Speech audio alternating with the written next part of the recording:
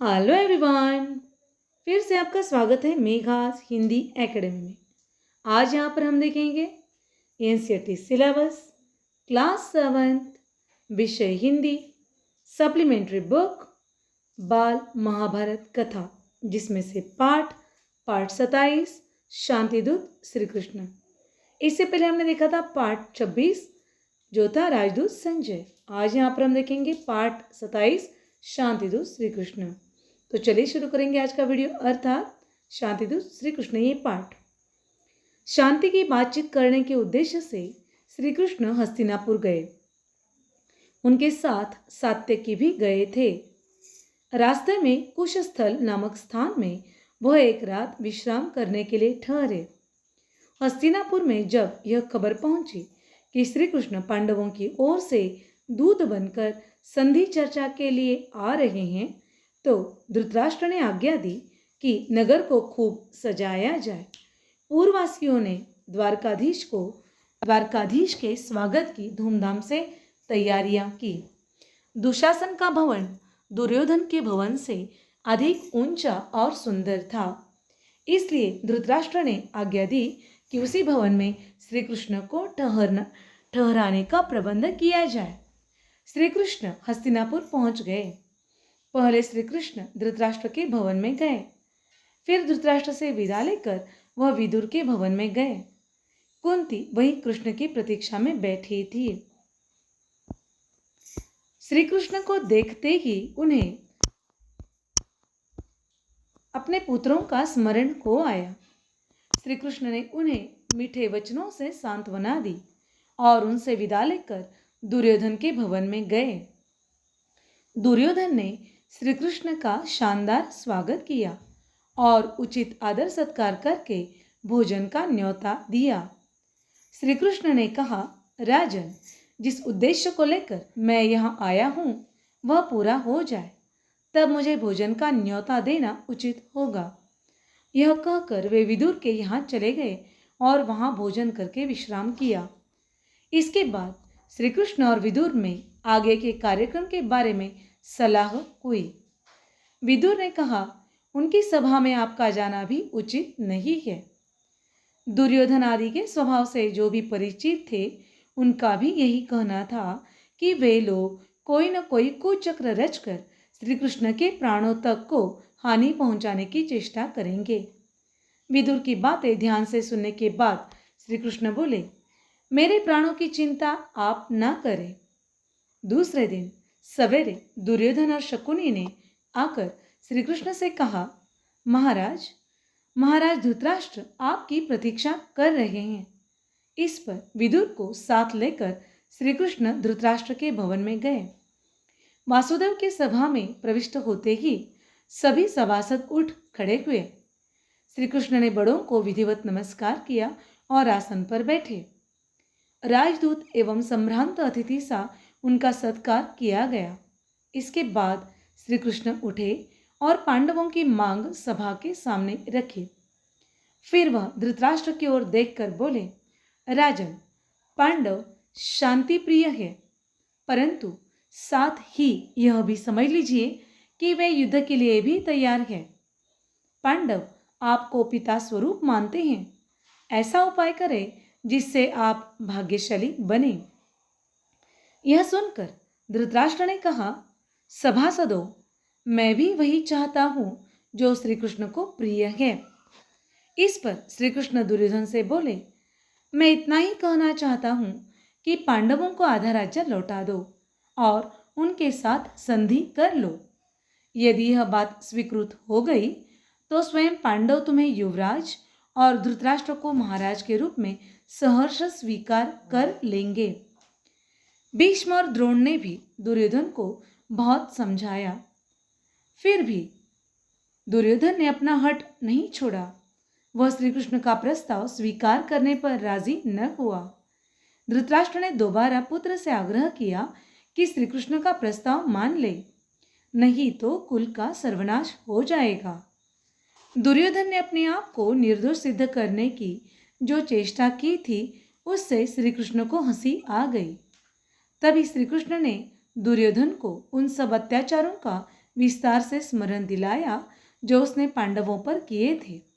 भीष्म, द्रोण आदि प्रमुख वृद्धों ने भी श्री कृष्ण के इस वक्तव्य का समर्थन किया। यह देखकर दुशासन क्रुद्ध हो उठा और दुर्योधन से बोला, भाई, मालूम होता है ये लोग आपको कैद करके कई पांडवों के हवाले न कर दे, इसलिए चलिए यहाँ से निकल चले। इस पर दुर्योधन उठा और अपने भाइयों के साथ सभा से बाहर चला गया। इसी बीच धृतराष्ट्र ने विदुर से कहा, तुम जरा गांधारी को सभा में ले आओ, मान ले। यह सुनकर विदुर ने सेवकों को आज्ञा देकर गांधारी को बुला लाने को भेजा। गांधारी भी सभा में आई और धृतराष्ट्र ने दुर्योधन को भी सभा में फिर से बुलाया। दुर्योधन सभा में लौट आया। क्रोध के कारण उसकी आंखें लाल हो रही थी। गांधारी ने भी उसे कई तरह से समझाया, परंतु दुर्योधन ये बातें मानने वाला कब था। अपनी मां को भी उसने मना कर दिया और दोबारा सभा से निकलकर चला गया। बाहर जाकर दुर्योधन ने अपने साथियों के साथ मिलकर एक षड्यंत्र रचा और राजदूत श्री कृष्ण को पकड़ने का प्रयत्न किया।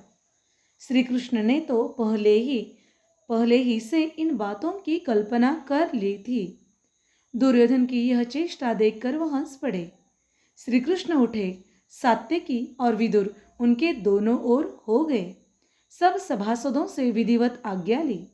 सभा से चलकर सीधे कुंती के पास पहुंचे और उनको सभा का सारा हाल कह सुनाया। कुंती बोली, हे कृष्ण, अब तुम ही मेरे पुत्रों के रक्षक हो। श्री कृष्ण रथ पर आरूढ़ होकर उपप्लव्य की ओर तेजी से रवाना हो गए। युद्ध अब अनिवार्य हो गया था।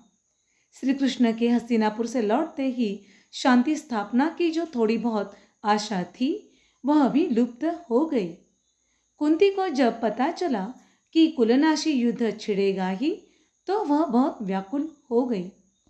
चिंता के कारण आकुल हो रही कुंती अपने पुत्रों की सुरक्षा का विचार करती हुई गंगा के किनारे पहुंची, जहां कर्ण रोज संध्या वंदन किया करता था।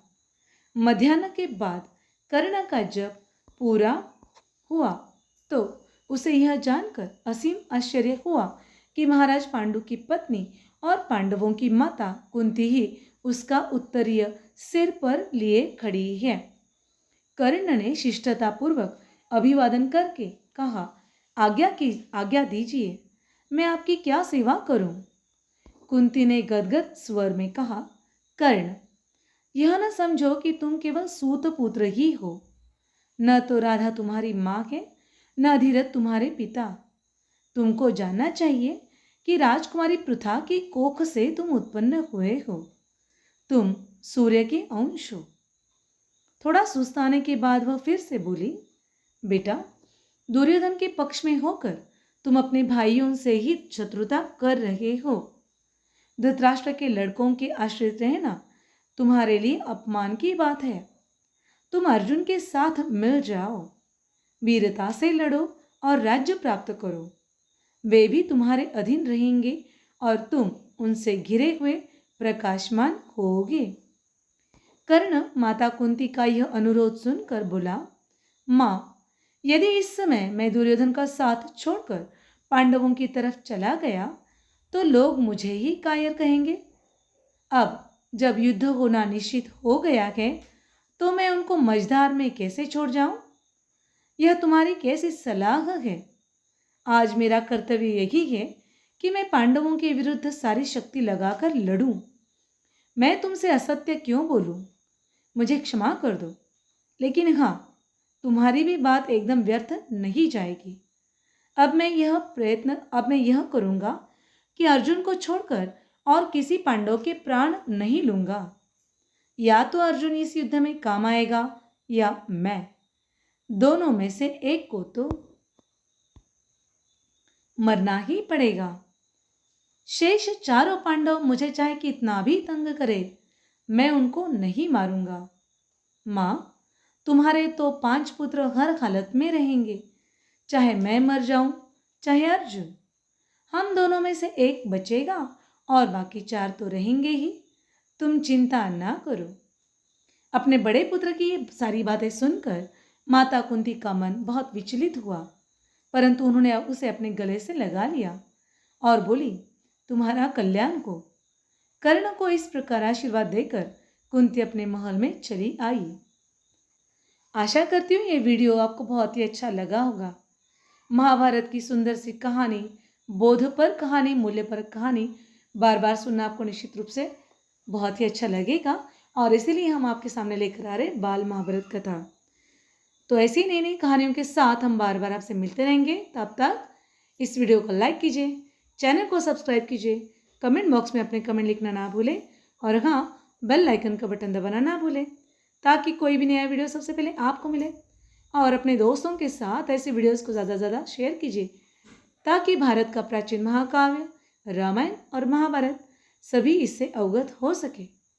तो तब तक पढ़ते रहिए, खुश रहिए, स्वस्थ रहिए। धन्यवाद।